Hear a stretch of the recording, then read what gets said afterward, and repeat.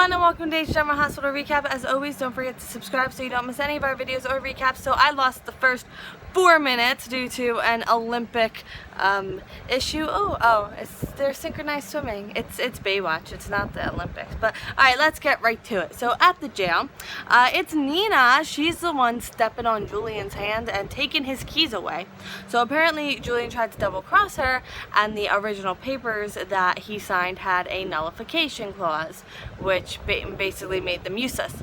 So she had her own papers drawn up, and her leverage is these keys and, you know, the truth and stuff like that. So he signs and he says he's definitely getting out because it was all entrapment.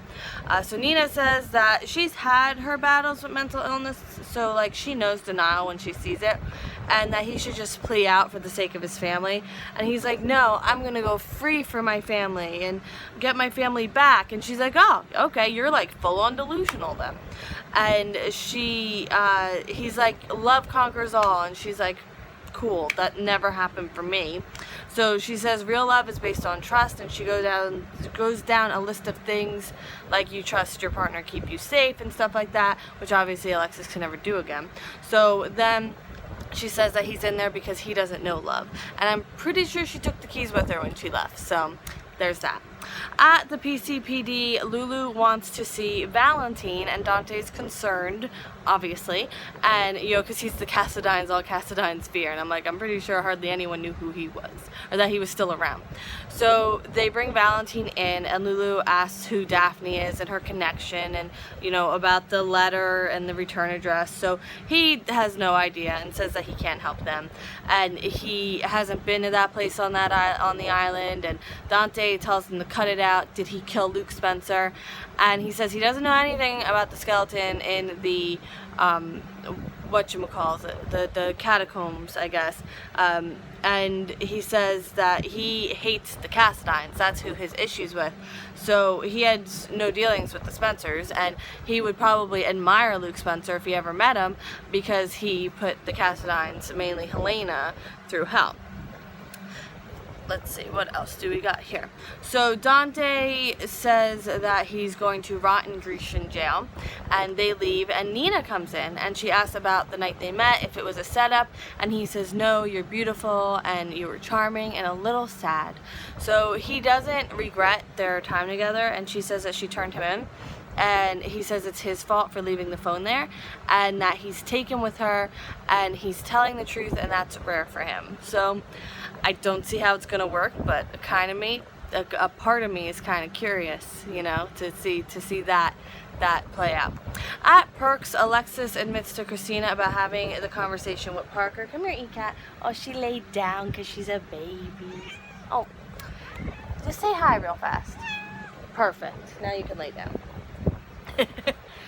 And Christina calls her out on her ethics are questionable, so she doesn't exactly just straight up believe her. So Christina gets defensive of Parker, and Alexis says that all she asked was if Parker saw a future with Christina, and Parker said no. So Alexis wanted to protect her. Christina sees it more as controlling, and Christina says that Alexis is not lashing out, but like she's trying to get involved in everyone else's life and ruin everyone else's life because she ruined hers so bad. So Alexis gets right to the point and tells her to move on, because if Parker wanted to fight for her, then she would be here fighting for her. And Alexis is hearing about the start, and Christina isn't taking Alexis's "I did it because I love you" defense. Absolutely not. So Alexis says that she wishes she had handled it better, and that she doesn't want Christina to be like her and to make better choices, but Christina gives her a harsh reality check and says, look, Alexis, well, Mom, you chose Julian over your family, you chose Julian over your career, you chose Julian over everything, and you have nothing to show for it, so you're going to have a bunch of strangers judging you, and then you're going to know what it's like to be me. I was like, ooh, Christina, that, I love you, I think. At the hospital, Obrecht is sad that Franco has to leave, and she talks him up, and she thinks leaving the job will help him commit to his art. So a little skipping around here when it comes to the hospital, so hang on to your hats. Jason asks Dr. Finn what's wrong with Sam, and he says, I can't tell you, doctor-patient confidentiality. Liz is still with Sam. Jason's comes over and can see it's still a little intense between them because Liz has again told Sam she thinks that she should tell him. Sam thinks Jason should stay in the hospital longer and he doesn't want to, and it was like how they played off the whole what's going on here. So Jason wants to talk about Franco with Elizabeth while Sam is in getting her test results, and he thinks her letting Franco around Jake when he left was very dishonest, and that annoys Liz, and she's like, really? You and Sam? Pinnacle of honesty? Really? So Obrecht is so high and mighty over Dr. Finn, and after Obrecht makes a comment about Elizabeth, Dr. Finn tells her that Elizabeth exonerated Franco and the whole thing that went along with that. So someone calls Obrecht with information on Dr. Finn. Sam's initial tests are negative for malaria. Yay! And he tells her that Jason is concerned about her. And Obrecht asks Dr. Finn about his travel on a private jet to an undisclosed place. And he's annoyed that she's like following him, and winds up accusing her of the murders right back. And he knows her history, her multiple felonies, and that seems to surprise her.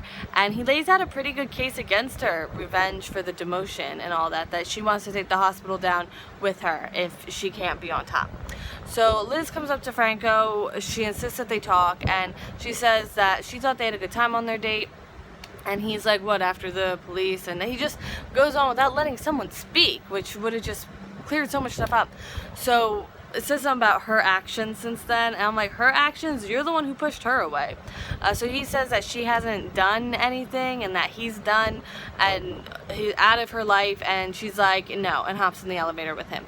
So she says that he has patients that want him here at the hospital, and he says that he made his decision that General Hospital isn't for him, even though he's being suspended, but I guess he could fight it.